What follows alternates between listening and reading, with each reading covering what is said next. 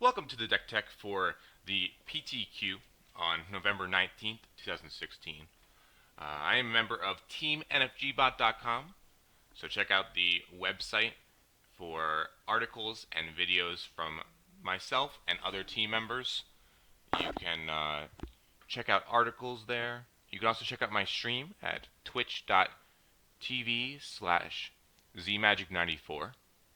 I will be playing Naya Burn for the PTQ today. I believe it is well positioned against the field. I've been doing testing over the last few days, especially yesterday, if you caught my stream, and I feel very confident. I'm playing a 19 land version instead of the 20 land version. I am playing 11 fetches instead of the 12. And then there are 6 fetchable lands, 2 mountain, 2 sacred foundry, and 2 stomping ground, in addition to Copperline Gorge. Copperline Gorge is a very strong land. It's your ideal turn 1 land that you can play in your Nicodle, and then follow up with a fetch into a Sacred Foundry for a 3/3 while Nicodle on turn 2. Let's just run through the deck really quickly, and then we'll go to the sideboard. The deck is very standard when you come to Naya Burn. It has your creature package is your Wild Nicodles, your Monastery Swift Spears, your Goblin Guides, they deal 2 damage, your Eidolon, deal 2 damage as well, and one singular Grim Lavamancer. In the past, I have had 2 Grim Lavamancer and 3 Riftbolt. However, I believe that Riftbolt is nice as a tempo play. Plus, the actual burn spells are very important in this metagame, especially when you are playing Wild Nicodles. So I believe that just the choice of one Grim Lavamancer is very good, as well as having Searing Blaze to deal with opposing creatures that are troublesome. Searing Blaze is one of our burn spells. Let's go into our burn spell suite we can talk about. We have Searing Blaze. It deals 1 damage to target player and 1 damage to target creature that player controls. If you have Landfall, it does 3 to each of those targets instead. You also have Lava Spike that deals 3 damage to target player, the classic. Deal 3 damage to you, pass my turn. You also have Lightning Bolt, even more classic than a Lava Spike. Deals 3 damage to target or player. Very versatile. It can be a removal spell against important creatures that are getting in your way. It also can just burn out your opponent. You know, you go bolt, bolt, bolt. Traditionally in Modern is known as the Bolt Snap format, and Bolt Snap is strong. Just bolting with a lot of pressure backed up is very strong as well. We also have Boros Charm. Boros Charm is a very efficient removal spell, burn spell. It deals 4 damage to target player. It also can be used for other modes. Sometimes a double strike comes up when you have a Tarkus command, which we'll get to. But most of the time, you're just using it for 4 damage. Sometimes you use it to protect your 3 or 4 creatures against a board wipe, which may be even more powerful. But then you have one of my favorite spells in the deck, a Tarkus command. This card is very versatile. It basically only has 3 modes. That 4th mode, put a land into play, is not relevant. But it can deal 3 damage. You can gain life. And you can give your team +1/+1 and reach. Reach is a very under talked about part of this card. It is very important. It's overlooked. It can blow opponents out. And it's just good. Like, if you have a large amount of creatures and they attack with some flyers, you can just eat them up. In those mirrors or the affinity, against affinity, you can just eat up a flyer. It's just a very strong card, and people have to respect it because you have it in your deck. Also, the explosion of +1/+1 can just deal this burn spell deals 5 damage or 60 damage even some of the time. And then to finish out the burn suite, we have Rift Bolt, classic bolt variant. It deals 3 damage to target creature or player, basically for 1 mana if you wait a turn. Sometimes you just hardcast it and it's the last 3 damage you need to do your opponent. Hardcast my Rift Bolt, dealing 3 damage to you, winning the game. It's a very good feeling. I like Rift Bolt. I've sometimes played 3 Rift Bolts because they are a little bit slower. Not as great as the top deck if you only have 2 lands. So that's such a thing.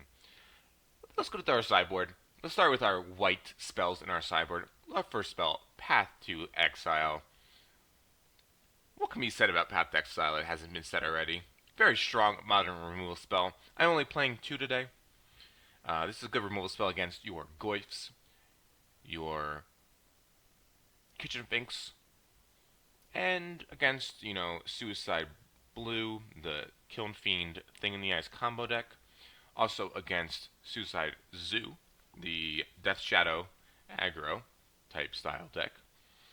It's pretty good against other decks as well. It's very good at removing opposing core Firewalkers. Core Firewalker is also in our sideboard. You can see it here. It's a creature, double white, that has protection from red, and whenever a player casts a red spell, you gain 1 life. So it's very good in the Burn Mirror. That's what it's in here for.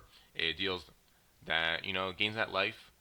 It sometimes deals some damage through their blockers and blocks their guys.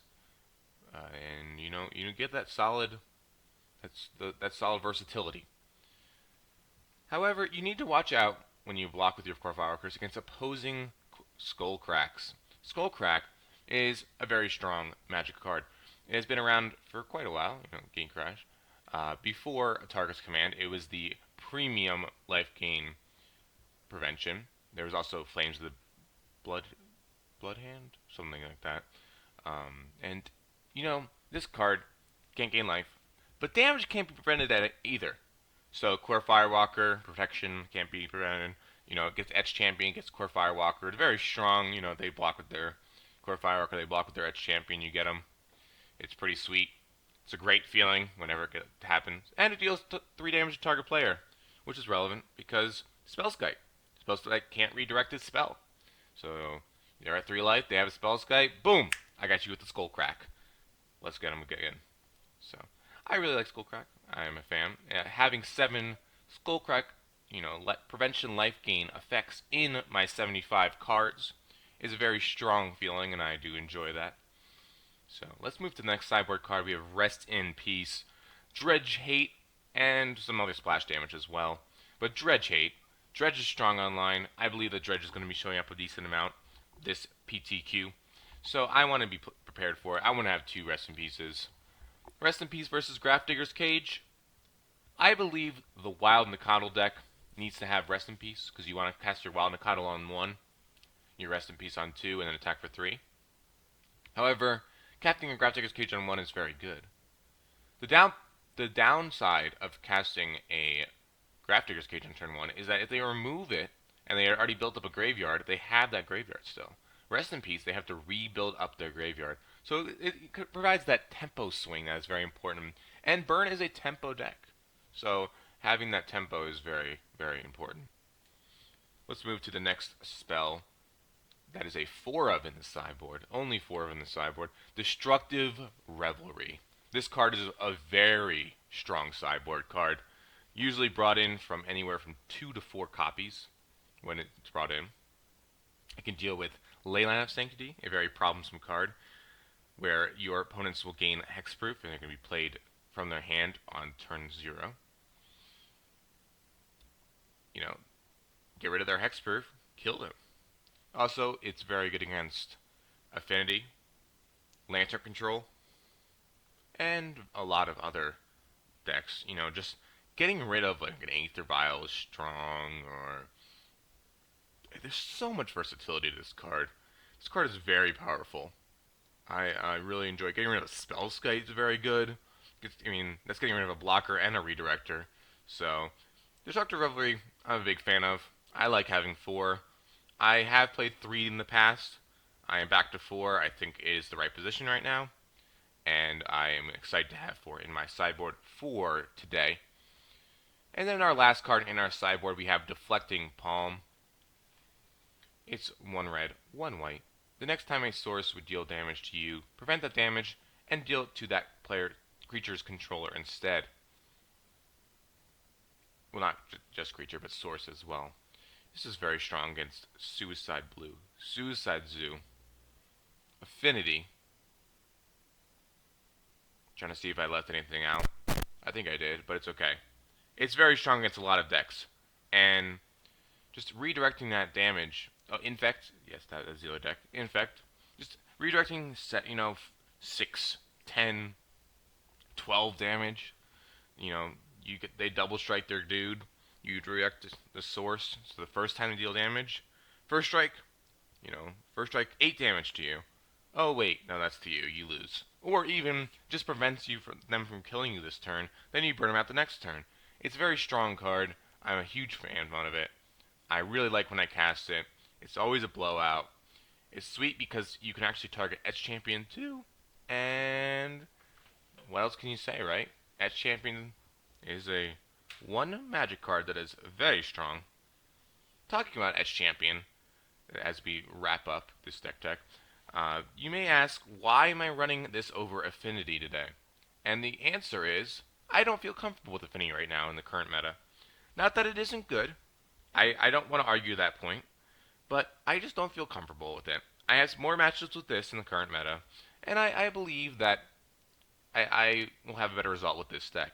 So we're gonna get to some matches, and it starts in about a little bit now. So I'm gonna get ready, and we're gonna get going. We're gonna crush some opponents, hopefully, and we'll hopefully you stay around and watch those matches, and we'll also do a recap video after that. So, alrighty, and I will see you guys later. Check out teamnfgbot.com and check out ZMagic94 on Twitch. Thank you very much, guys.